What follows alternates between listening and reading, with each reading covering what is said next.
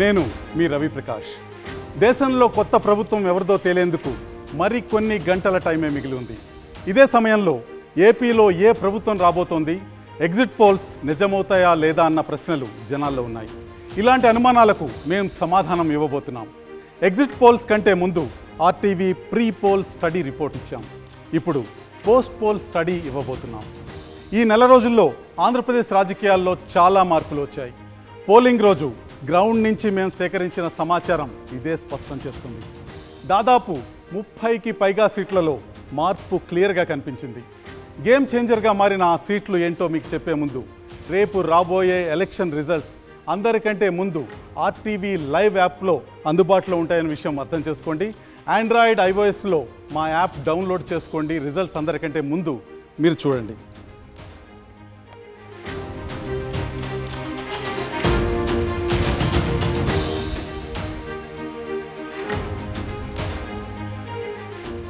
నా right side మీకు AP assembly కనిపిస్తోంది. లెఫ్ట్ సైడ్ ఏపీ మ్యాప్ ఉంది. రేపు ఈ అసెంబ్లీలో అధికార స్థానంలో ఎవరు కూర్చోబోతున్నారో కాసేపట్లో మీకు చూపించబోతున్నాను. ఈ ఫైనల్ రిపోర్టుకు ముందు 2 రోజుల కిందట వచ్చిన ఏపీ పోల్ ఆఫ్ పోల్స్ ఇప్పుడు చూద్దాం. వివిధ సర్వే సంస్థలు, ఇతర మీడియా ఆర్గనైజేషన్స్ చేసిన పోల్ ఆఫ్ పోల్స్లో టీడీపీ కూటమికి 117, అధికార వైసీపీకి 58 స్థానాలు వస్తాయని తేలింది. వివిధ జాతీయ, రాష్ట్ర సర్వే సంస్థలు ఇచ్చిన ఎగ్జిట్ పోల్స్ని యావరేజ్ చేసి చూపిస్తున్న నెంబర్లు ఇవి. పోలింగ్కి ముందు మా ఆర్టీవీ స్టడీలో ఇచ్చిన అంచనాకి చాలా దగ్గరగా పోల్ ఆఫ్ పోల్స్ కనిపించాయి. మరి పోలింగ్ రోజు ఏం మారింది? మా పోస్ట్ పోల్ స్టడీలో ఏం తేలింది? ఏ స్థానాల్లో ఫలితాలు తారుమారవుతాయో ఇప్పుడు చూద్దాం. ఒకసారి ఆర్టీవీ ప్రీ పోల్ స్టడీ చూద్దాం. ఎన్నికల ముందు ఆర్టీవీ నిర్వహించిన స్టడీలో మొత్తం 175 అసెంబ్లీ నియోజకవర్గాల్లో టీడీపీకి 95, జనసేనకు 13, బీజేపీకి 3 సీట్లు వస్తాయని తేలింది. వైసీపీ 63 స్థానాల్లో విజయం సాధిస్తుందని, కాంగ్రెస్ 1 స్థానంతో పరిమితం అవుతుందని మా ప్రీ పోల్ స్టడీలో తేలింది. ప్రీ పోల్ స్టడీ నెంబర్లు ఇక్కడ ఉన్నాయి. Telugu Desam party 95 స్థానాల్లోనూ, Telugu Desam party మిత్రపక్షం Janasena 13 స్థానాల్లోనూ, Bharatiya Janata party 3 స్థానాల్లో విజయకేతనం ఎగరవేస్తాయని, మొత్తం కూటమి 111 స్థానాల్లో విజయం సాధిస్తుందన్న విషయం ప్రీ పోల్ స్టడీలో తేలింది. కాంగ్రెస్ పార్టీ బోణి కొట్టబోతుంది, 1 సీట్లో విజయం సాధించబోతుందని, వైఎస్ఆర్ కాంగ్రెస్ పార్టీ 63 స్థానాల్లో విజయం సాధించబోతుందని ప్రీ పోల్ స్టడీలో తేలింది. మరి ఎలక్షన్ రోజు, ఎన్నిక రోజు ఎటువంటి మార్పుల్ని ఆర్టీవీ స్టడీ చేసింది, ఆర్టీవీ అబ్జర్వ్ చేసింది? నెల్లూరు జిల్లాలో 10 స్థానాలు ఉన్నాయి. 10 స్థానాలని వైసీపీ, టీడీపీ సమానంగా పంచుకుంటున్న పరిస్థితి మనకు కనిపిస్తుంది. కావలిలో రామిరెడ్డి ప్రతాప్ కుమార్ రెడ్డి వైసీపీని గెలిపిస్తున్నారు. ఆత్మకూరులో మేకపాటి విక్రమరెడ్డి వైసీపీని గెలిపిస్తున్నారు. కోవూరులో వేమిరెడ్డి ప్రశాంత్ రెడ్డి టీడీపీని గెలిపిస్తున్నారు. నారాయణ నెల్లూరు సిటీని టీడీపీ వశం చేస్తున్నారు. నెల్లూరు రూరల్లో ఆదాల ప్రభాకర్ రెడ్డి వైసీపీని విజయపదం వైపు నడిపిస్తున్నారు. ఇక మిగతా అభ్యర్థుల విషయానికి వస్తే సర్వేపల్లిలో సోమిరెడ్డి చంద్రమోహన్ రెడ్డి తెలుగుదేశాన్ని విజయకేతనాన్ని ఎగరవేయబోతున్నారు. 4 సార్లు పరాజయం తర్వాత అదే నియోజకవర్గం నుంచి సోమిరెడ్డి చంద్రమోహన్ రెడ్డి గెలవబోతున్నారు. గూడూరులో పాసం సునీల్ కుమార్ తెలుగుదేశం విజయకేతనాన్ని ఎగరవేయబోతున్నారు. సూళ్లూరుపేటలో కిలివేటి సంజీవయ్య విజయం సాధించబోతున్నారు వైసీపీ పార్టీ తరఫున. ఇక కురుగొండ రామకృష్ణ వెంకటగిరిలో తెలుగుదేశం పార్టీ జెండా ఎగరవేయబోతున్నారు. ఉదయగిరిలో మేకపాటి రాజగోపాల్ రెడ్డి వైసీపీని గెలిపించబోతున్నారు. ఇది నెల్లూరు జిల్లా ముఖ చిత్రం. 10 సీట్లలో వైసీపీ, 5 సీట్లలో తెలుగుదేశం పార్టీ 5 సీట్లలో గెలవబోతుంది. నెల్లూరు జిల్లాలో వైసీపీ, టీడీపీ బలం సమానంగా ఉంటుందని తెలుస్తుంది. నెల్లూరు జిల్లా తర్వాత మనం రాయలసీమ వైపు వెళ్లే ప్రయత్నం చేద్దాం. చిత్తూరు జిల్లా పరిస్థితి, ఉమ్మడి చిత్తూరు జిల్లా పరిస్థితి ఒకసారి చూద్దాం. చిత్తూరు జిల్లాలో 14 స్థానాలు ఉన్నాయి. దీంట్లో వైసీపీ 4 స్థానాల్లో, తెలుగుదేశం పార్టీ 9 స్థానాల్లో, జనసేన పార్టీ 1 స్థానంలోనూ విజయకేతనం ఎగరవేయబోతున్నాయి. తంబళపల్లిలో జయచంద్రారెడ్డి తెలుగుదేశానికి విజయాన్ని అందజేస్తుంటే, పీలేరులో నల్లారి కిషోర్ కుమార్ రెడ్డి తెలుగుదేశం పార్టీ తరఫున విజేతగా నిలుస్తున్నారు. మదనపల్లిలో నిస్సార్ అహ్మద్ వైసీపీకి విజయాన్ని అందజేస్తున్నారు. పుంగనూరులో పెద్దిరెడ్డి రామచంద్రారెడ్డి వైసీపీ విజయకేతనాన్ని ఎగరవేస్తున్నారు.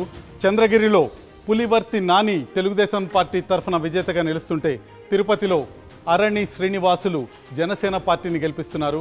ఇక శ్రీకాళహస్తిలో బొజ్జల సుధీర్ రెడ్డి తెలుగుదేశం పార్టీని విజయం వైపుకి నడిపిస్తున్నారు. సత్యవేడ్లో నూకతోటి రాజేష్ వైసీపీని గెలిపిస్తుంటే, నగరిలో గాలి భానుప్రకాష్ తెలుగుదేశం పార్టీని విజయం వైపు నడిపిస్తున్నారు. కృపాలక్ష్మి గంగాధర నెల్లూరులో వైసీపీకి విజయాన్ని అందజేస్తుంటే, చిత్తూరులో గురజాల జగన్మోహన్ తెలుగుదేశం పార్టీని గెలిపిస్తున్నారు.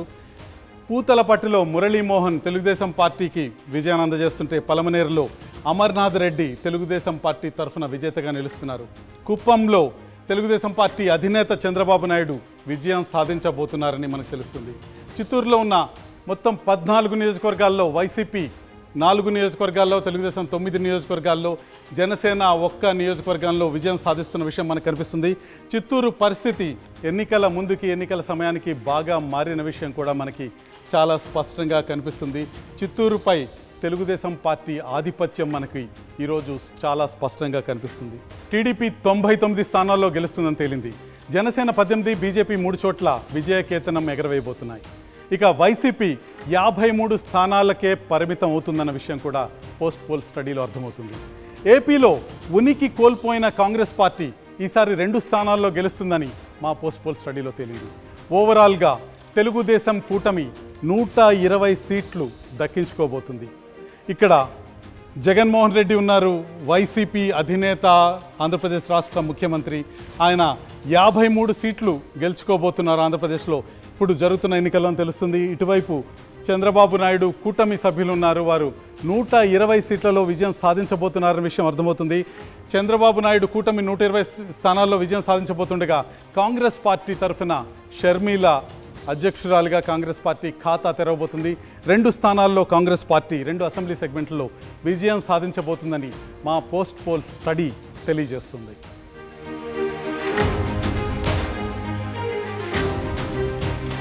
పోలింగ్కి ముందు ఆర్టీవీ ప్రీ పోల్ స్టడీలో ఏం చెప్పిందో, పోస్ట్ పోల్ స్టడీలో ఎన్ని స్థానాల్లో గెలుపు తారుమారైందో ఇప్పుడు చూద్దాం. ప్రీ పోల్ స్టడీలో టీడీపీ 95 స్థానాల్లోనూ, జనసేన 13 స్థానాల్లోనూ, బీజేపీ 3 చోట్ల గెలుస్తాయని తేలింది.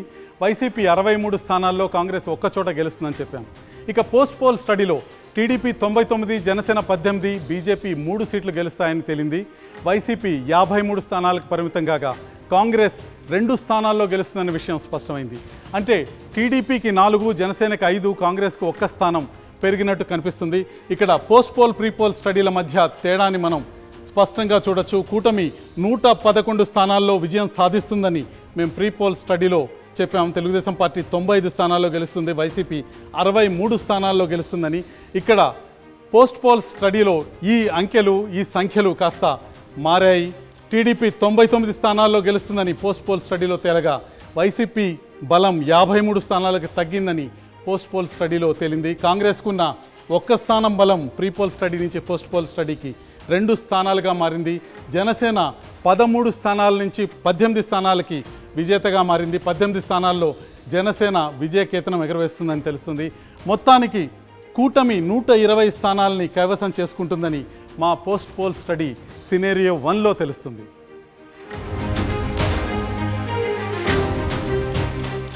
మనం ముందుగానే అనుకున్నట్టు రెండో సినారియో అందరికీ షాకింగ్గా ఉండబోతోంది. అదేంటో ఇప్పుడు చూద్దాం. మా పోస్ట్ పోల్ స్టడీలో సెకండ్ సినారియో ప్రకారం టీడీపీ కూటమి 150కి పైగా స్థానాల్లో గెలవబోతోంది.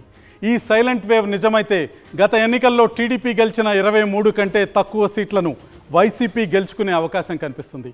కాంగ్రెస్ 2 చోట్ల విజయం సాధిస్తుంది. మొత్తంగా ఆర్టీవీ 2 సినేరియోల్లోనూ టీడీపీ కూటమి ఖచ్చితంగా అధికారంలోకి రాబోతుందని క్లియర్ కట్గా తేలింది. అయితే 150కి పైగా సీట్లు రావటానికి కారణాలేంటో ఇప్పుడు ఒక్కసారి చూద్దాం.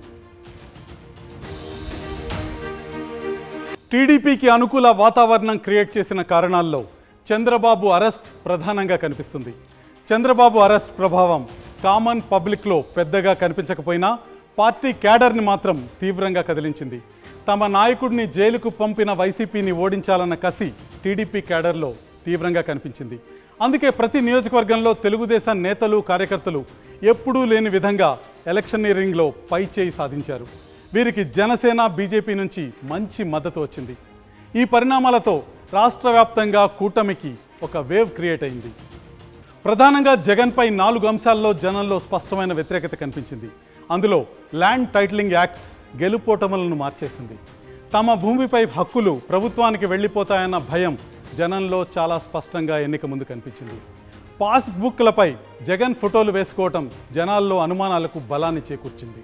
ఇది జగన్పై వ్యతిరేకతకు దారితీసింది. ఇక మరో అంశం మద్యం అమ్మకాలకు సంబంధించిన అంశం. మద్యం అమ్మకాలు వైసీపీ ప్రభుత్వానికి భారీ వ్యతిరేకతను తీసుకొచ్చాయి. చీప్ బ్రాండ్లు, అత్యధిక రేట్లు చాలా నెగిటివ్ ఇంపాక్ట్ని క్రియేట్ చేశాయి. కుటుంబం పెద్ద సంపాదన అంతా మద్యానికే సరిపోతుందన్న ఆందోళనతో పాటు తమ మగవారు అనారోగ్యానికి గురవుతున్నారని ప్రభుత్వంపై మహిళలు ఆగ్రహంగా ఉన్నట్టు స్పష్టంగా కనిపించింది. ఇక మరో ప్రధానమైన అంశం రోడ్లు దారుణంగా ఉండటం బలమైన నెగిటివ్ ఇంపాక్ట్కు కారణమైంది.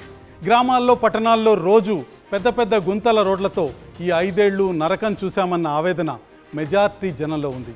అదే వైసీపీ పట్ల ప్రజా వ్యతిరేకతను పెంచినట్టు స్పష్టంగా కనిపిస్తుంది. హౌసింగ్ మరో ప్రధానమైన అంశం. ఇళ్ల స్థలాల అంశం పాజిటివ్ అవుతుందని వైసీపీ భావిస్తున్న గ్రౌండ్లో అందుకు భిన్నమైన ట్రెండ్ కనిపిస్తుంది. 60 గజాల స్థలాలే ఇవ్వటం, అది ఊరికి దూరంగా మునిగిపోయే చోట్ల ఇచ్చారనే తీవ్ర అసంతృప్తి మహిళల్లో చాలా చోట్ల కనిపించింది. ఈ అంశాలన్నీ జగన్కు, వైసీపీ ప్రభుత్వానికి పెద్ద స్థాయిలో నెగటివ్ ఇంపాక్ట్ క్రియేట్ చేయడానికి పనికొచ్చాయి. ఇక మహిళా ఓటు గురించి ప్రధానంగా చర్చ జరుగుతుంది. ఏపీ రాజకీయ పక్షాలు మహిళా ఓటు ఎవరికి వచ్చిందన్న విషయం గురించి తీవ్రంగా వాదులాడుకుంటున్నాయి. మహిళలు విపరీతంగా ఓటు వేశారని, వారు అధికార పక్షం వైపు ఓట్లు కురిపించారని ప్రచారం జోరుగా సాగుతుంది. ఈ విషయంలో వాస్తవాల్ని ఒక్కసారి చూద్దాం. ఏపీలో 24 నియోజకవర్గాల్లో మాత్రమే పురుషుల కంటే మహిళా ఓటర్లు అధికంగా ఉన్నారు, వారు ఓటు చేశారు. 2019 ఓటింగ్ తర్వాత అప్పుడు అధికారంలో ఉన్న టీడీపీ నేతలు కూడా ఇదే వాదన మనకు వినిపించారు. మహిళలు ఎక్కువ మంది మాకు ఓటు వేశారు, ప్రభుత్వానికి అనుకూలంగా ఉన్నారని. కానీ ఫలితం మాత్రం మరో రకంగా కనిపించింది. అధికార వైసీపీ మద్యం పాలసీ మహిళల్ని బాగా ఆందోళనకు గురిచేస్తుందన్నది వాస్తవం. ఇదే వ్యతిరేకత మహిళా ఓటర్లలో వ్యక్తమైందని ఆర్టీవీ స్టడీలో తేలింది. ఏపీ అసెంబ్లీ పిక్చర్ ఇప్పుడు చూసాం. ఇక ఆంధ్రప్రదేశ్ లోక్సభ కథ ఇంకా మిగిలే ఉంది. పార్లమెంటు స్థానాల్లోనూ షాకింగ్ మార్పులే ఉండబోతున్నాయి. ఏపీ లోక్సభ లెక్కలతో మరి కాసేపట్లో మళ్ళీ మీ ముందుకు వస్తాను. అప్పుడు దాకా సెలవు.